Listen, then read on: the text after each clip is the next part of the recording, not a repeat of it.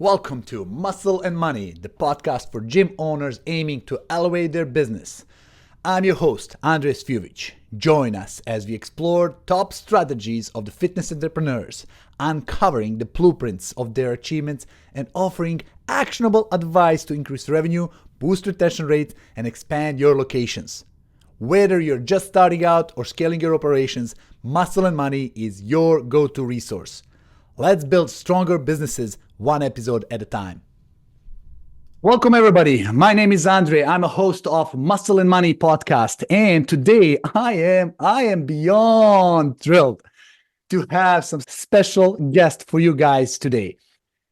We all have challenge in a business. And one of the biggest troubles that many of you gym owners face with is finances, right? Like, how do I make more money, keep more money? How do I learn about financial health, financial hygiene, financial part of my company? And I cannot think about better person to bring today, guys. This is the one and only, without further ado, Patrick Grosso. So Patrick Grosso is Chief Financial Officer and Legal Officer of F45 Training. Guys, he's going to give you a little bit bigger intro, but he worked in multiple industries with major national and global brands.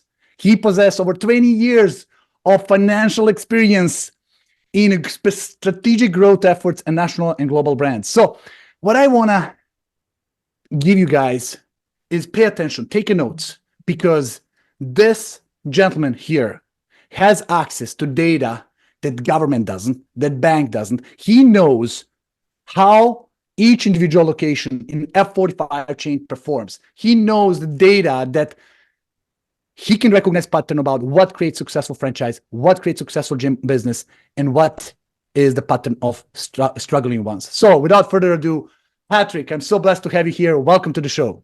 Well, thank you, Andre. It's a pleasure to be here. So Patrick, I have a burning question. Honestly, I don't have this opportunity often to get somebody who knows so much about the industry when it comes to financial side. You see the numbers, you're a numbers guy. You see what's going on. You see the trends. You see what happens in the COVID and how certain people pulled out. I know you cannot share everything, but I want to get insights about what is really happening. But tell us in 2 to 3 minutes. Tell us your story about yourself. So to share with our listeners about how did you get here and kind of your passion about finances. Yeah, certainly. Well, I appreciate that. It's been a long road, and I've had a lot of different opportunities that I think prepared me for F45. And I started as a lawyer, which folks might say, well, how does that get you into finance? And really the key is I always thought business and law work together. But I decided to start on the legal path. But I started with the Securities and Exchange Commission, which is where finance starts for public companies. You know, you talk about bond issuances, you talk about equity issuances, you talk about companies that have started from entrepreneurial beginnings and then grown. They all go through that process. So if you wonder, like, where did my experience start on the finance side? It actually started there. From that, I just started working with different companies, different industries, and learning and growing from both, hey, how does financial and legal work together? First and foremost, how do you make money? Because that's what all it comes down to at the end of the day, right? How do you make money? But I was fortunate to work with a number of brands. And before this, they were national, like you said, and global brands, all in different industries, all helping to prepare me for this role. So, you know, this role has significant impact, and probably, I believe that F45 training is blessed to have you there, right? Especially having 2 minds for the price of one is incredible, connecting finances and legal. What is your goal? Like, if you can describe, what are you trying to accomplish as your primary role? Where are you heading to? Well, that's a great question. My goal is here to make everyone successful. At the end of the day, the only way we are successful is if our franchisees are successful and our employees are successful. So to me, it all comes back to people. And that's where it really matters. So I want to make each individual franchisee successful. I want a strong network, and I want a strong business to support all these entrepreneurs going out to live their dream owning an F45. You know, you would say it's a business in a box. Being in a franchise world, you sign up for a system that is replicatable. But we all know that even if you give same instructions to everybody who comes up on board, somehow different outcomes are created. There are people who are incredibly successful. They're thriving, they're growing, they're opening multiple locations, right? They're acquiring, they're extending, following pretty much playbook. And there are people who are struggling, right? And is there anything that over your engagement in F45 that you could recognize to share with us what differentiate those who are good, who are profitable, from those who are struggling? So how does one gym can learn from you to increase their profitability or revenue? Yeah, that's a great question. It all comes down to people. It's your engagement at the franchisee level, because if you consider the F45 studio and setup, it's all about a community-based organization, and you need to be engaged at a personal level with your business and with your customers. If you think that it's just a prepackaged box and you just go and you plug it in and it works, that's true, it does, but you will never actually be successful unless you are engaged in what's going on. And I think that's what folks need to understand. The most successful franchise we have excited and passionate franchisees and trainers. They get people excited to come in, get excited to work out, get excited to be healthy in their lives. Whoa, so you discovered really something unique, because I know my involvement across, last 5 years in a journey of being member on a multiple group workouts. Last 2.5 years, I'm a member of F45 here in Coral Springs West. And quite frankly, I was thinking that is just because this owner is fun and engaging and charming and share good stories. His stories at the end after the workout are not just like gym related. They are related to nutrition. They're related to coffee. They're related to somehow well-being. They're related to ice baths, yes or no. They're related to, what do you do a day before? How do you recover? He is really giver. And somehow that I feel like this is my place to go to hang out with people. Quite frankly, we all know each other. We say hi in Costco, right? When we see each other, it's kind of cool. So he's also demonstration, but I was expecting you would say, "Oh, save money, spend less, and make more." Simple formula, but it is about people, really. It is. Look, we could all put together a business plan, and I can tell you, or we can talk about what your top line should look like. At a typical studio, you want to minimize expenses. And that's basically the game plan you have on the financial side. But if you don't engage with your customers, if you don't get them excited, and we'll talk about some key KPIs or KPIs that I think are important at the studio level, you really don't have a business, at least not an F45 business. And I think you were astute to call out exactly what you see at that studio and what makes it different. There's not a magic formula of dollars and cents here. Whoa. It really starts with the engagement of the consumer and the member experience. Patrick, you really went to the core. Such a simple answer, but here's my point. Why I love that answer. Because I could think saying, okay, you gotta keep more money. You gotta retain clients. You gotta think about retention and put KPIs and measure it and try to analyze, reverse engineering, and find a way how to build up the membership by losing less and get capturing more. And all 9 yards, you can think about tactical side of it. But really what creates retention is not me connecting to the gym, is me connecting to members and the gym. And if you look at biggest brands, they all have community. We are not loyal to Apple. We are loyal to apps. They are in Apple. They're not even developed by the Apple itself, but for other contributor in the place. I remember in my days when I was partying, I go to that nightclub, not because of nightclub, it's because my friends goes there. Right. And I'm part of the group that decide to go there. So really that community relationship passion is the key. I love that. Yeah, I would look at, you're right on it. I would look at this way. Your success in your gym starts one member at a time. And that might sound like a bit of a cliche, but it is true. You invest all your dollars to get that one member in your door. And to your point, my biggest KPI I look at is retention, which you just said, because you make an investment. You want that investment to pay off. It starts by that one member paying you. Wow. You know what? I remember my first time coming to the gym. This guy on the path to the restroom had a leaderboard, has 100 visits, 250 visits, 500 visits, 750, 1,000. And I'm in a class that has like 20 people in the class. So I see 20 people. I have no clue how many members are there. I see 20. right? And they shuffle. But when you see the whole board with pictures of each individual person with smiling, high five, sweating after the workout, and you see 100, 200, 500, 750, and now it's even 1,000 board, it creates you some kind of desire. I want to be on that board. It's subconscious. And there are people hanging out, commenting their pictures there, like, oh man, it's going to take me half a year to get to that board, right? To move myself.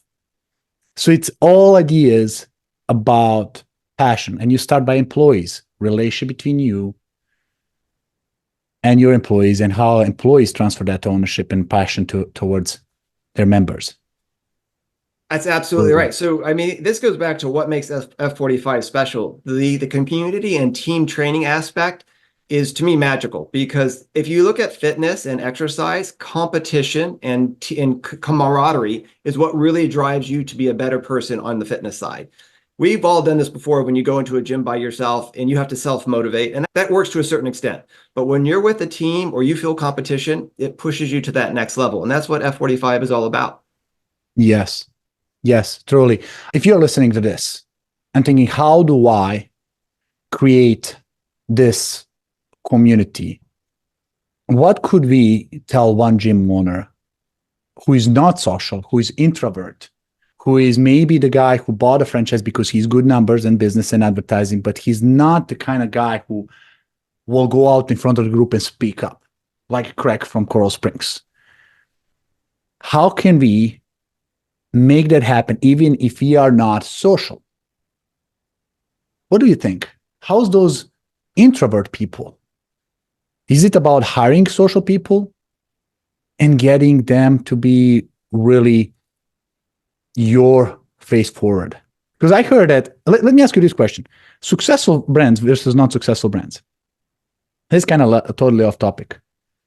How many of them are really involved in the business versus those who just own the business and they're not involved at all? Like, buy it and forget it. Hire a manager. What's recommended? Being involved or hiring somebody who is better than you in managing? Well, I subscribe to that latter part. I always try to have folks better than me. I'm not the smartest person in the room. I try to motivate people and get people going in the right direction, but ultimately I know I can't do everything. And so you always want people around you that are better. But let me go back to your point. If you don't have the skills to engage on a grand scale and speak in front of folks, it doesn't mean you can't engage on a one-on-one level, because it goes back to your point. When you talk to the studio manager, when you come into your studio, he or she's not talking to everybody. He's just engaging with you, Andre. That to me creates a powerful bond, and that will translate across your membership base. Now, to your point, do I need someone who can speak in front of an entire class and get everyone excited? Yes, you do. That's where we see success. Is your trainer gets people excited, it gets people in the studio. So to the extent that's not your strong point, you need to lean on somebody who that is their strong point, but you still have a power to engage a one-on-one, even if you don't like the group setting. Wow. And I'll connect with one of the following questions, your comment now. Let's go on the other side of the chart, those who are struggling ones. Have you recognized anything in your conversations with them, with the numbers, with the charts, with the conferences, anything that can categorize those who are struggling? Something we can learn from to avoid doing? Well, certainly. Well, we can look at some KPIs and I'll talk about those briefly, but I think it goes back to engagement. When you don't see a franchisee engaged in a business, you can see it in the numbers. Their membership's down, their retention is low, they can't convert, their attrition is high. Those things that you look at are all indicative of the engagement level. And so if you're saying, hey, Patrick, how do you identify an underperforming franchisee? Well, you could see it from the membership. You can see it from the top line. They're not keeping their members. They're not keeping me excited because the member is going to go someplace else. Usually it relates to the engagement of the trainers and the franchisee if he or she is hands-on. Got it. There's a lot of people who are business owners. That means they're fully involved. And they're seeing others who own 2, 3, 5, multiple locations, 50, 100, multiple hundreds. And how do you see this as a benefit of owning multiple locations? Like, would you encourage somebody to own one location and maximize it, or go into multiple? Like, what's your thought about multiple versus single locations? Yeah, well, it's a great question. I think you start with your goal. If you're happy just waking up every day, going and giving high five to members coming in, and I just want one studio, that's your goal and you want a successful door. If you want something bigger, Mhm. I would look and say, I want 2 doors, I want 3 doors, I want 5 or 10 doors. And so that starts with the goal. And then I back into the plan. As I mentioned before, I start with one member at a time, build the studio. Yep. So I would set out a plan and say, okay, how do I make one successful studio? I do that Mhm. one member at a time. And once I have one successful studio, I'm going to say, okay, how do I have 2 successful studios? And making the Mhm. gap from one studio to 2 or 3, I think, is the biggest step when you go from an individual unit holder to a multi-unit holder. And you really do Yeah. that by having a strong team. You have to be able to let go, have a good studio manager to do your one unit and feel comfortable they got it. And then you go invest yourself in your second unit. And then you replicate your process. But it's that letting go part, I think, is hard. And it really Ooh. becomes the biggest barrier for people going from one unit to 2 to 3. But I will connect with your answer from two questions ago. Is like hire people who are better than you in things you're doing. Like if you really want to become business owner, not operator, you need people who knows how to do the job and often better than you. That's how you free yourself. Letting go, it's everybody's struggle. It's like, oh, it's my baby. I Nobody can do a business as good as I can. Right? Those That's frames. it. That's it. It's really hard. It's not something, it's easier said than done. Yes. Dan Martell, who is my coach in SaaS world, he created a book called Buy Back Your Time and talks about delegating and leveraging and the difference between leverage and delegate. A transactional versus transitional transformational leadership. It's like if you give somebody a task and you got to monitor them all the time, the more people you hire, the more people you have to manage versus let them own the project. Set the directions, goal, outcome, KPIs, and just monitor them. Let them make mistake. Even if they do 80% as good as you are, that's 100% awesome because they will free up all the time and get the job done.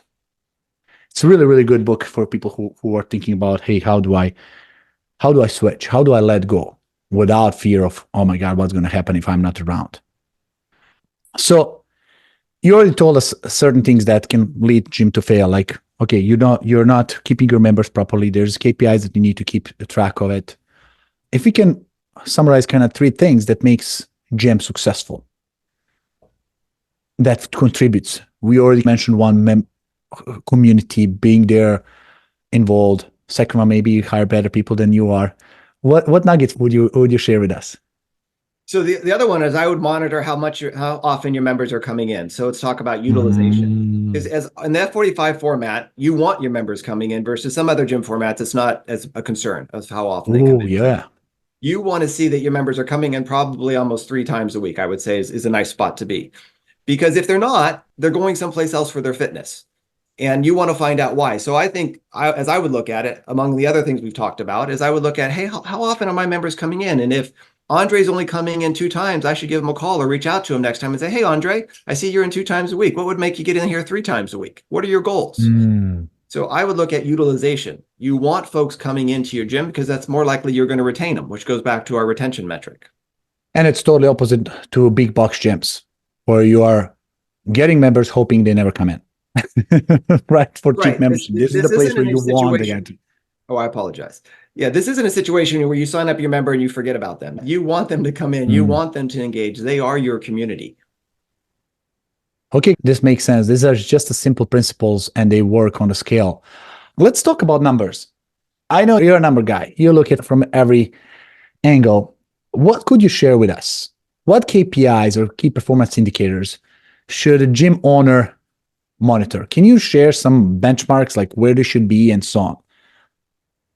Yeah, certainly. I'll do my best. It's going to vary by location, but I would think we'll talk about what are the 3 largest KPIs or most important ones, or I'd say retention, utilization, and conversion. Those are the 3 ones I would look Mm. at. Retention, you've already invested in that consumer or that customer, and you want to be able to retain them. The next one is utilization. How often is that customer coming in to use your product? And notice I say it a bit removed when I talk about product and customer, not specific to F45, because it really fits into any business. And then the third is your conversion. A new person comes in. How do you get them Mm. excited? You've invested the dollar to get that person in the door. How effective are you at in converting them to a member? Those are the 3 things I would look at. Okay, that's simple as you have a bucket, that's your gym. You have a pipe that brings people in. How many of them come? What's happening with those who are there? Are they coming in, and how many of them you're preventing to leave, like retention? So you already showed us kind of one benchmark. Like good number to aim is 3 times per week to come in. What would somebody say it's a good, I don't know if you can share this, but it would be valuable for listeners. Retention is a number that everybody talks about, but nobody knows where to aim. What should people aim for? Like, what is a good retention and what is maybe good conversion? Yeah, that's a great question. I think that's probably the $1,000,000 question because it varies in part. As far as retention, I think you'd have to look at your net retention rate. So in other words, am I retaining more people than I'm losing at the end of the day with my conversion?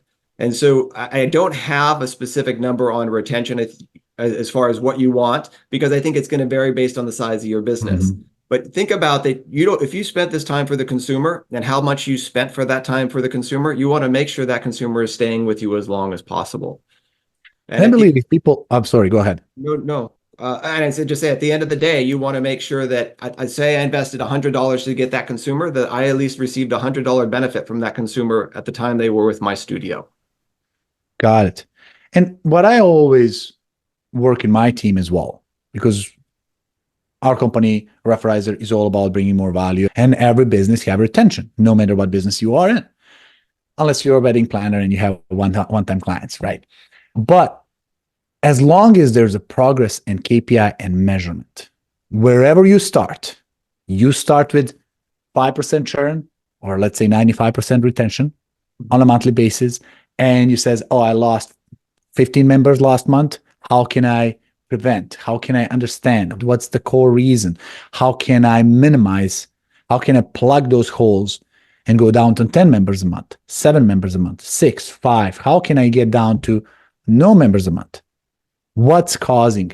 And sometimes what I found is retention it could be a problem of leads that's coming in. Because we know when people come from Groupon, I'm sure that this is not the case, but when you get the deal shoppers, people who are just going out for grab a deal for a week or two, that's what they come in for, and that affects everything. So when you're comparing retention, I would love to compare it as well with a source or where they're coming from. We know the referrals are very retaining members, because they come, friendship, community, colleagues from the works, neighbors, family members, and so on, school people, and so on. So retention is really one of the biggest KPIs that if you're not tracking, ask yourself, if you're not tracking, you're probably having challenges with retention. Certainly. And I would think if you're in the 10% or under on a monthly basis would be a great place to be. Just to give it, but it depends how you do it. Are you looking retention on a monthly basis? Are you looking on a quarterly basis? So it's kind of hard to give the percentage. That's right. Back to your point, if you're looking on a monthly basis, if you're in the single digits or low but 10%, that's probably a comfortable place to be. If you're much higher than that, I think you need to be talking to your members and saying, hey, why are you leaving? Right? There we go. A lot of folks don't want to understand. And actually, you do this a great job on your show, by the way, is talking about challenges people overcome. But a lot of that is engaging in where am I making mistakes? And that's where I think a franchisee could figure this out is, Andre, why did you leave? What didn't you like? What were you looking for? A lot of folks are afraid to ask questions like that, but that's, I think, actually makes you successful. You start to address where the problems are. And it can be, you might discover problems that you don't know you have. You might discover that employees' problems, bathroom hygiene problems. I left a gym that was local here. I walked inside on the second floor in the bathroom, and it was like, whoa, I'm out of here. If you guys cannot take care of that, like, what else? And then, could be as well that you can automate the whole process. Somebody cancels it, you can send them anonymous form. People might respond to anonymous, even if it's automated. You might not know who is sending it, but just telling them, guys, this is anonymous. I really want to get your feedback, right? And just ask them open-ended question. Don't close it up for the choices. Oh, I'm giving you 5 reasons why did you leave. Let them speak. Let them talk. And if it's anonymous and if it's coming from the source that's not employee or you or somebody who is interacting, you might get better feedback. And if you collect 10 of those feedbacks, you might find a pattern that there is something that's causing this to happen. Right? I remember in the gym where I was going, oh my God, I almost quit for one single reason. I'm the last minute guy. I went there the night before. I want to book my 6:15 class. And guess what? It's booked out. I'm on a waiting list. I booked up for 3 days from now. So many times I missed the class because I forgot to book it on time because it's a busy place. So instead of me looking for, and that gym maxed out their capacity, instead of me looking for another gym, F45 introduced flex hours. And all those busy people in the morning went to take a workout during the middle of the day. Now I have availability to book even night before. Classes are still almost full, but the gym opened up so much more option for membership and the quality of the service just by introducing different approach. And kudos to you guys who that did that. It's game changer. Membership just off the Coral Springs West. You check the numbers as well. It keeps growing. It's almost like I doubled the space. Because this guy was very creative. Instead of 3 stations, he started putting 4 stations, started putting 5 stations. It was like very creative how he's going to do a bit more people. At one point of time, I'm calculating like there's 40 people in this class and it's still waiting list, right? Right. But there's creative ideas always to make clients happy. So you got to figure it out. The good thing is ask them while they're exiting out. Even better thing is ask them before they exit out. It doesn't cost you much to send an email and text message asking people for survey, how can we make this better? Or what's one challenge you're doing? And then you will learn and act on it. People will appreciate you doing something for them. Absolutely. Awesome. Absolutely. And thanks for the call out on the innovation on Flex. That was something we were pushing out. So the ability to work out on your own time is fantastic. But I think you gave a lot of good nuggets in what you just said. And one of them actually goes back to our KPI, which is utilization. If you realize everything you were talking about there was utilization. A member couldn't get into a class, right? Or they were trying to, and they didn't, and they were trying different alternatives. So getting in front of having communications with your members will be preventative to getting to the point of, okay, why did you leave? I've already lost that dollar. Mm-hmm. So going back to the financial side, your member walks out the door, you've lost that dollar, and you don't want to lose that dollar or that investment, because not only did you lose money to get that member in, that's going to be something they're going to tell somebody else that I did not like the gym for this reason. So when I see a member go out the door and not come back, to me, that's lost money, a lost opportunity. And you can get in front of that for all the reasons you just talked about, engaging in advance. Because my guess is if you're talking to Andre and you're finding out what his passions are, your studio managers engage with him, you're going to find out why he left before he left. Yeah. Prevention is better than cure. Yes. Right. Exactly. And it's easy, guys. If you just send it out. You just mentioned it triggered another idea for me. How do you measure bad experience? Waiting list is bad experience. You might think my gym is full, classes are packed, I have waiting list, chest, bump on the chest, right? You might be thinking this is the way to go. No, it's creating waiting. Nobody likes waiting lists. So figure it out. Yeah. Right? This is where people matter over numbers. Right. If you like, to your point, I think folks would pat them on the back. Look, I've got a waiting list to get in here. That's a fantastic place to be. I'm in demand. 100%. You're in demand. But guess what happens to that demand when people aren't happy? You know what I found on one of the conferences I've been to, they share statistics, and a speaker was asking, what is a good customer success ratio? If you are interviewing customers 1 to 10, give me numbers. And he says 80%. And he showed how many companies are rated 80%, like big brands. And he says 90% satisfaction ratio. Is that a good number? What about 99%? Is it good that 99 out of 100 clients have good experience? And he put a big cross, says no, 100% is the only acceptable. Why? Because that one little percent, 1 out of 100, 5 out of 500, is creating 100% of the problems you are dealing with. It's so true, because somebody who is pissed off, that guy will speak up, and that's your problem that you need to deal with instead of being proactive and resolving it up front. There's so many ways that we can be creative and think and fix up the business before it even comes up. And it's communication. People are open. By the time Google review shows up on your page as a 1-star rating, it's too late. That's correct. And it's interesting you bring up Google reviews because that's one of the things we see that's important for your studio. And that's a no-brainer, right? We understand that. But getting your members engaged to support your studio and give positive feedback because they like it is tremendous for conversion. When a person the studio, they go and check the reviews. Oh, this studio has 200 reviews and most of them are positive. Great. I'm here. I'm excited to be here. Versus a franchisee who doesn't focus on that. That's another a tangible benefit that you see from your existing members. Have them engage, have them support you. That's hard though. Folks don't always want to do that, but if they like what you're doing and they're engaged and there's a personal connection, it's amazing what folks will help you with. Somebody says, what's your first experience? And they think, oh, my first experience when they go to the gym, experience workout. No, no, no, no. Your first experience started before they even experience the business. I got to share an example that impressed me.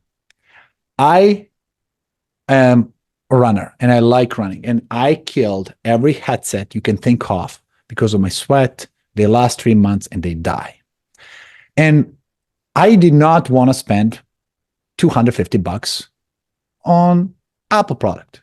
I was like, sound quality for $150, the Jaybird is good enough. Then 3 years ago, I bought these and they still last. A year and a half ago, I washed them in a washer and I call Apple trying to pretend that they died during the rain because they were, it's, those white lies that you mispresent information. And it says, no problem, we'll replace them, sending out overnight because I had that extended care. I go to the website to submit request, and on the website, they have a video where the guy lost their headphones and looking in the washer and they're stuck inside. So they literally had my example of why are we going to replace your headset. This is the company that every experience with them is absolutely exceeding expectations. If they ask for something, think about how else you can deliver exceptional, under promise, over deliver experience. That's what's changed people mindset, and they start talking about it. I'm literally 3 years after on the same pair, and they just last. Good product, incredible customer experience, name it. Same thing with Amex. I can go rent a car in middle of the Eastern Europe. Somebody scratch me, insurance covers it right away. They don't ask questions. Think about it, guys. What else can you do to add experience that people don't expect? That's 100%. Not part of it. Yeah, that's fantastic. And I think you gave the keyword exceptional experience, right? It's not just the experience coming in and having a workout. It's having an exceptional experience, excitement, engagement, people feeling great at the end of the day. It's exceeding their expectations. And that's how consumer brands are made. There we go. There we go. So I have quick 5 questions for you, Patrick. These are simple answers, 5 questions, and some of them might catch you by surprise, but let's roll. Are you ready? Sure. Hit me. Awesome. I'll do my best. So leaders are learners. We know that people who are in a great position in their life are also consistently looking to improve their skills. So I'm wondering, how do you enrich your skills? Like, you are at a certain level of your success, but what are the influencers or podcasters or coaches or notable figures that you have followed or learned from? Yeah, certainly. So that's a big question. Let's talk about individuals. I look across different industries. I don't pick any one individually. So I'll look at politicians. I'll look at investors. I'll look at entrepreneurs. And I even look at actors. Because if you look at any of these folks, and you can take a president, you could take an investor, you can take an entrepreneur, you can take an actor. They all go through ups and downs. And so one of the things I focus on is their journey. And I look at, it's not so much their success and what was that decision that gave their success. It's where did they fail and how did they overcome that failure? So I'll look at presidents that you never thought would be a president. You could look at President Obama or President Clinton as examples, of President Trump for matter. How did these people overcome adversity and still become successful? You could look at Warren Buffett. These are all names everyone knows, right? This person started from nothing. You could look at actors. I look at Tom Hanks and look at other famous actors, and they all had ups and downs in their careers. And this might sound a bit boring, but I really get engaged in where are these people struggling, because the media highlights when folks are successful, There also we when go. they fail, There you but go. it We doesn't all tell you see how, shiny stars, never but it struggle. doesn't tell you how they overcame it. How did they overcome their challenges? Mm. Even if you look at Mark Cuban, he was just on a podcast recently I was listening to.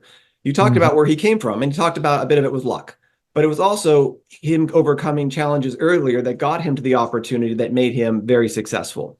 And so if you ask about if there's a one person, it's never one person, because we all have different challenges and different experiences.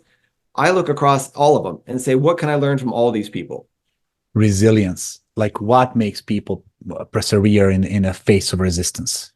Well, What? exactly. Yeah, exactly. And that's going to lead to like my book, the latest book I read. And I'm not one who grabs new bestsellers. I was reading Grit, right? The art Oh, of good one. all about perseverance, and how that distinguishes you is because you persevere and you try. You're not the smartest person, but you kept trying, you kept learning. And to your Wow. point, those are the things I look at. I also look at You making. remind me on a CEO of NVIDIA. Oh, I He do. says in front of Stanford graduates, he came and says, all of you are fortunate, all of you are smart, all of you are in the incredible beginning of the career, but all of you also have been in your life without much challenge. He says, I found that people who experience some pain in their life, some suffering, he used those two words, that's his words, have high level of uh, ability to go through the challenges when the challenges are faced. He says, if there's one thing I want you guys to build your resilience, and the only way to build it is to go through challenges and build that muscle. There's no muscle building if you don't lift the weight. The bigger the weight, the bigger the muscle. That's great. I love that. It works for F45, but I agree. As far as what's driven me, I like challenges. So I always lean into where is it hardest? Where can I learn? And will I Mm, fail? Most likely I will, but can I overcome it if I keep trying? I believe I can. And so if you look at my career, I've gone from industry to industry, learning new things in industries, and not all of them were easy. There were real challenges oh, along the way. yeah. But at the end of the day, I grew, I learned, I had bigger muscles, to your analogy. There we Yeah. go. There you go. Resilience. You already answered my second question is about what book do you recommend? Great. Awesome book. If you guys didn't read it, get it. Get it. I have another book for you too. It's quite short. Please. This one it came from my father, by the way, but I always thought was the best book, one of the best books I ever read. It's How to Win Friends and Influence People by Dale Oh, Carnegie. That I've read several times because it teaches such easy, valuable lessons that folks don't use today. And it's all about how do you work with people. And some people might find them corny because they're older stories, but if you sit down and think about it, it's really yes. basic interaction of how to get people to listen to you, respond to you, and be excited about working with you. Yes. For business owners, managers, anybody who is in. And if you want to build community, that's the book you want to read. Going back, how to get somebody to really follow you, not to follow you because you're a boss and because your title, but we follow you just because you pull them in. You naturally attract them to be there with you. This is awesome. I love that book. Yeah, that's one of the 190 books that I have in my Audible as well. So That's quite a lot of books. yeah, I love Audible. I don't read, I don't have time, but I listen a lot. So awesome. I want to ask you two people. I'm running this Muscle and Money podcast, and I'm interviewing people like yourself and people leaders in the industry who can bring us ideas, bring us nuggets, bring us stories that can be valuable. And I want you to think about two people that you would like to learn from that I can interview and bring them on a podcast, or somebody that's going to benefit to all your F45 trainings. It can be anybody in the industry. Who would you recommend to be my guest? That is a great question because there's so many great folks to choose from. But I think if we're looking at, hey, F45 franchises and things of that nature, I think you'd want to reach out to the CFO of CrossFit. I actually worked with her before. She was my boss at my prior company. She would be I think, a wonderful addition to your program because not only would it work with F45 and fitness, CrossFit is a great brand. And they have a great engagement at the community level. And I think that would be probably something very helpful for your fan base or your community. What is her name? She just got recently married, so I'm trying to remember her. I'm trying to remember her last name, and I'm drawing. CFO of CrossFit. Yes, the CFO of CrossFit, and I can make an introduction for you. But Is that Allison? yes, thank you, Allison. But her name changed. She's great, and by the way, she'll talk about. I think she'd be not only fantastic as far as insights into fitness and having a studio, or they call them a box, but how she became successful in what industry she worked in, and how she chose her path. I found her very inspirational when I worked with her, and a great leader. Awesome. And we'll wrap up with the last two quick questions. If somebody is in a gym world and they want to continue looking for the resources, is there anything that you would recommend, even conferences that worth attending for either your own F45 conferences? Do you encourage your owners to attend those, or do you have something else that you recommend them to go for inspiration, knowledge, growth ideas, and so on? Yeah, that's a great question. I think if you engage with F45 on the training of how you operate a successful franchise, and you can stay engaged with our team, I think that will help make you successful. I can't really identify a conference right now that I think that would be helpful for these folks to go to. I think it's a great question. I would think that if they identify something that tells them how to be inspirational or motivational, or gets them excited about businesses, they should definitely invest in that. But on the F45 side, I think if you engage with our team, go through our training, reach out to performance managers for support, I think that will help you be a successful franchisee. Beautiful. Patrick, you drop incredible knowledge. I am blessed for this opportunity to listen to you and learn from you. And I believe many people will say, damn, this was awesome. So if you guys like this, give us a thumbs up, share, make a comment. But also, I want to ask you, Patrick, where can people find more about you and how to connect with you? How do people really get closer to you? Well, that's great. I would think if you just reach out through me to me through LinkedIn, you can check my profile if that's helped. And if I can be of any help to your members or your base, I'd be happy to. But I really appreciate you've been a wonderful host. Thanks so much for having me on your podcast. And hopefully this was helpful.